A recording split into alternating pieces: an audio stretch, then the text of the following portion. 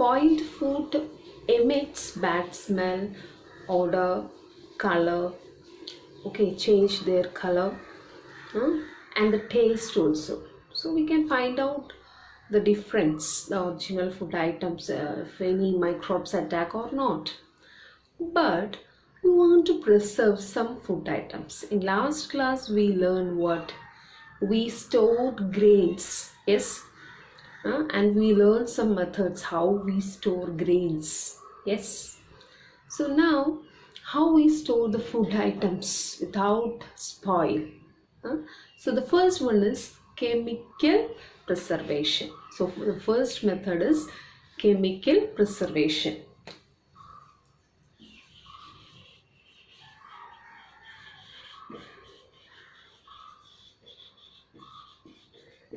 First step, chemical preservation or chemical method. Okay.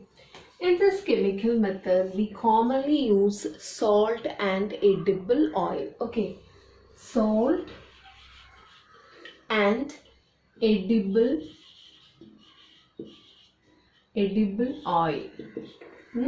Salt and edible oil we use commonly for this chemical method to prevent the growth of microorganisms.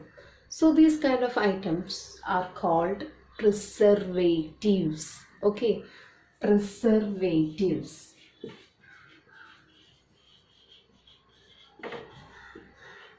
Okay, so this kind of items or we used for preserve the food, that materials are called preservatives. Okay. So in pickles we use salt and acid preservatives. Okay, acid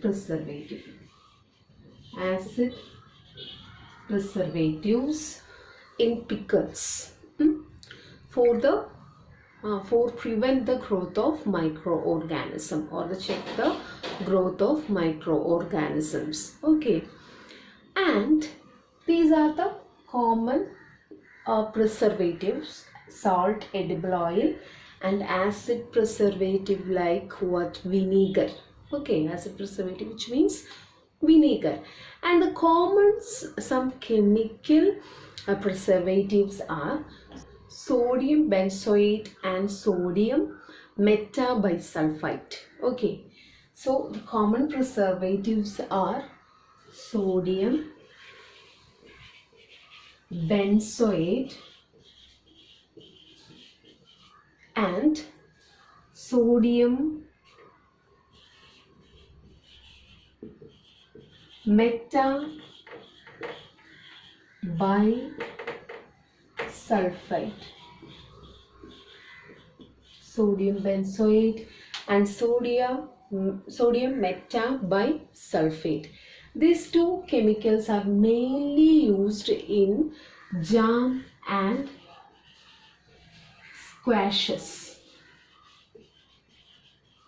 Okay, jam and squashes to check the growth of microorganisms. Okay, so these are the common preservatives. So first method is chemical methods. We use some chemicals to prevent the microorganisms growth. Okay, so first so salt and edible oil we used as a preservatives, and also salt and acid preservatives like vinegar we used in pickles. Okay, pickles. And in jam and squash we use the chemicals or chemical preservatives like sodium benzoate, sodium metabisulfite. This is very important. So these all are called preservatives. Okay, these all are called preservatives to prevent the growth of what? Microorganisms. Okay, the second method is preservation by common salt. Okay, we already discussed the salt in chemical method, but this is common salt. So the preservation by common salt we mainly used for, we know, pickles. And also this common salt used for preserve meat and fish. Okay, to preserve meat and fish. To preserve meat and fish. Okay, so this common salt used to preserve the meat and fish. So the meat and fish cover with the common salt and preserve. We can check the growth of microorganisms. And also this common salt we used in the case of amla, mangoes, yes, mangoes and tamarind. Yes, in our home, at home we use what? Yes, salt, common salt for preserved tamarind, mangoes, amla. Okay, mangoes. So these are the examples. So common salt we used to preserve fish, meat, amla, mangoes and tamarind at home to preserve or to prevent or to check the growth of microorganisms. Okay. So the next method is preservation by sugar. We use sugar to preserve, especially jellies, okay, jellies, jam, squashes. Okay, so the jellies, jam, squashes we preserve used by this sugar. Okay, sugar reduce the moisture content. Sugar reduce the moisture content and to prevent the growth of microorganisms. Okay, prevent the growth of microorganisms which spoil food. Okay, so preserve by sugar. We preserve by sugar, especially jellies, jam and squashes. Okay, squashes. So this sugar reduce the moisture content and prevent the growth of microorganisms. Another method is preservation by oil and vinegar. Okay, oil and vinegar. So this oil and vinegar reduce the growth of microorganism, especially in pickles. Okay, pickles. So this oil and vinegar we use in pickles, and also this oil and vinegar we use to prevent the growth of microorganisms in fish, meat, fruits, vegetables. Okay, so we use oil and vinegar to add in pickles, fruits, vegetables, meat, fish, etc. to prevent the growth of microorganisms. Okay.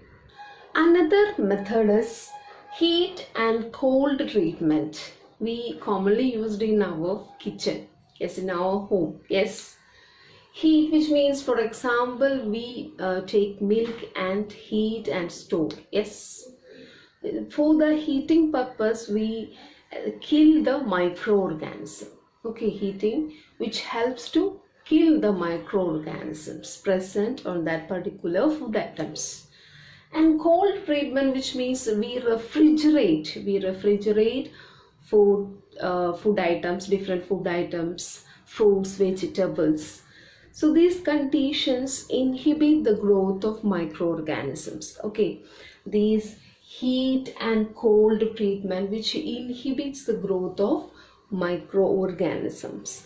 In this cold treatment or heat treatment, we want to learn about one more method, is pasteurization. Okay, pasteurization.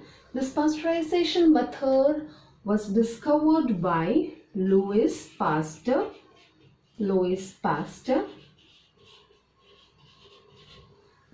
So he discovered what?